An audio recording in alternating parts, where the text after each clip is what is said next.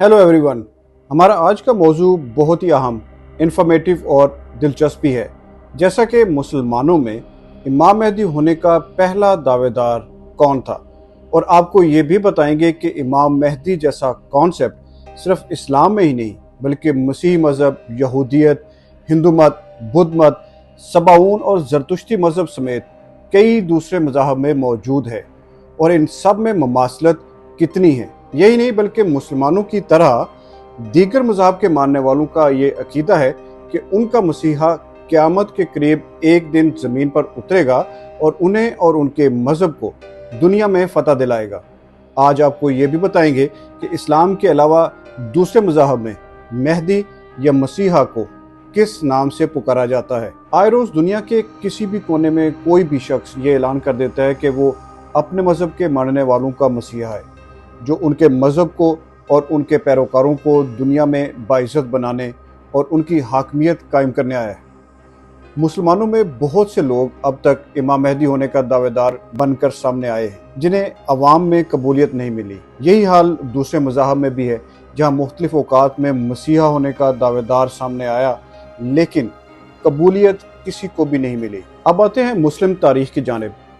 आप ये तो वक्तन फ़वक्तन इमाम मेहदी होने के दावेदारों का सुनते तो रहते हैं, लेकिन शायद आपको मालूम नहीं कि पहली बार इमाम मेहदी होने का दावा किसने और किस वक्त किया था। ये जानने के लिए आपको पौने 1300 साल पीछे जाना पड़ेगा। यानी दिन है 25 जनवरी का और साल है 750वां। उस दिन इराक में बहने वाले दरियाए ज़ाब के किनारे दो फौजें आमने सामने थी। इनमें से एक बनु उमैया और उनके हामियों की फ़ौज थी, जिसकी सरबराही मरवान सेकंड कर रहा था, जबकि दूसरी फौज अब्बासियों की थी, जिसका सरबराह अबू अल अब्बास अल सफ़ा था। इस लड़ाई में बनु उमैया को शिकस्त हुई और बनु अब्बास फातेह ठहरे, जिसके बाद बनु उमैया की सल्तनत का हमेशा के लिए खात्मा हुआ और अब्बासी फौज के सरबराह अबू अल अब्बास अल सफ़ा अब्बासी सल्तनत का पहला हुक्मरान बना। इस वाक़े से जो बात आपको बतानी है वो ये कि पहली बार उस जंग के बाद इमाम मेहदी की दावेदारी का मामला मुसलमानों के सामने उभर कर आया। वो ऐसे कि अब्बासी सल्तनत की जानिब से ये आइडिया प्रमोट किया गया कि उनकी हुक्मरानी दरअसल इमाम मेहदी के आने की पेशगोई को मुकम्मल करती है। यानी उनकी हुक्मरानी और उसका हुक्मरान ऐन इमाम मेहदी के ज़हूर की पेशगोई पर पूरा उतरता है। लेकिन मुसलमानों और ख़ास तौर पर शिया मुसलमानों ने उस आइडिया को बिल्कुल मुस्तरद कर दिया। यहाँ पर एक अहम सवाल सामने आता है कि इमाम मेहदी का कॉन्सेप्ट क्या है। अगर मुख्तसरन बात करें तो इमाम मेहदी, जिन्हें मेहदी यानी हिदायत याफ्ता पुकारा जाता है, इस्लामी तालीमात और पेशगोइयों के मुताबिक जब इमाम मेहदी का ज़हूर होगा तो दुनिया में हर तरफ अफरा तफरी और इंतशार होगा, जुल्म और जबर की हुक्मरानी होगी। लेकिन उस वक्त इमाम मेहदी मुसलमानों को अपने गिर्द इकट्ठा करेंगे और उनको लीड करके दुनिया से जुल्म और जबर को ख़त्म करके दुनिया में इंसाफ कायम करेंगे।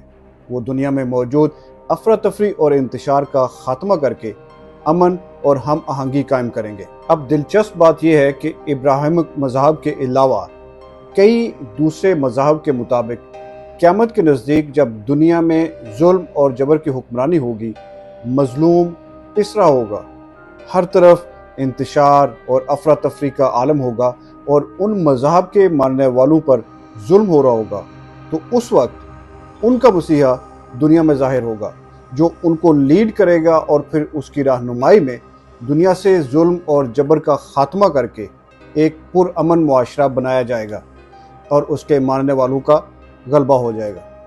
उस मसीहा को दूसरे मज़हब इमाम मेहदी तो नहीं मगर मुख्तलिफ नामों से पुकारते हैं। मसीह मज़हब के मुताबिक क़यामत के नज़दीक हज़रत ईसा अलैहिस्सलाम का फिर ज़हूर होगा और वो एक बार फिर जुल्म और जबर का ख़ात्मा करके दुनिया में गॉड की हुक्मरानी कायम करेंगे। यहूदी मज़हब के मुताबिक क़यामत के नज़दीक किंग डेविड यानी हज़रत दाऊद अलैहिस्सलाम की नस्ल में से मसीहा आएगा, जो दुनिया में इंसाफ और अमन कायम करेगा और वो सब यहूदी पैरोकारों को उनकी आबाई सरजमीन पर एक बार फिर इकट्ठा करेगा।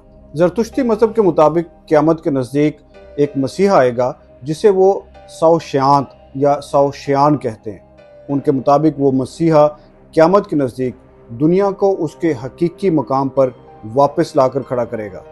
بدھ مت مذہب کی روایت کے مطابق مائتریہ یا متیا کو مستقبل کا بدھا کہا جاتا ہے، جو دنیا میں اس وقت ظاہر ہوگا جب بدھ مت کی تعلیمات بھلائی جا چکی ہوں گی اور سمندروں کا سائز چھوٹا ہو چکا ہوگا، تو وہ دنیا میں ظاہر ہو کر انسانوں کو لارڈ بدھا کی تعلیمات سے ایک بار پھر روشناس کرائے گا۔ ہندو اسکرپچرز کے مطابق لارڈ وشنو کے 10 اوتار ہیں، جن میں سے 9 دنیا میں آ چکے، لیکن 10واں اوتار کالکی دنیا میں کلیوگ کے وقت ظاہر ہوگا، جب دنیا میں ہر طرف افراتفری ہوگی، انسان کا اخلاقی معیار گر چکا ہوگا اور ہر طرف جہالت ہوگی۔ تو اس وقت لارڈ وشنو کا 10واں اوتار کالکی دنیا سے جہالت، افراتفری اور بدی کا خاتمہ کر کے نیکی کی حکمرانی قائم کرے گا۔ ان مذاہب کے علاوہ سباؤن، تھیوسوفی ریلیجن، بھائی فیتھ کے ماننے والے اور ان جیسے کئی اور مذاہب کے مطابق قیامت کے قریب ایک مسیحا کا ظہور ہوگا، جو ان کے مذہب اور اس کے پیروکاروں کو دنیا میں سرخرو کرے گا۔ لیکن کسی بھی مذہب نے اس مسیحا کے آنے کی حقیقی وقت کی پیشگوئی نہیں کی، سوائے چند ایک نشانیوں کے، اور یہ نشانیاں اور پیشگوئیاں زیادہ تر ایک جیسی ہی ہیں۔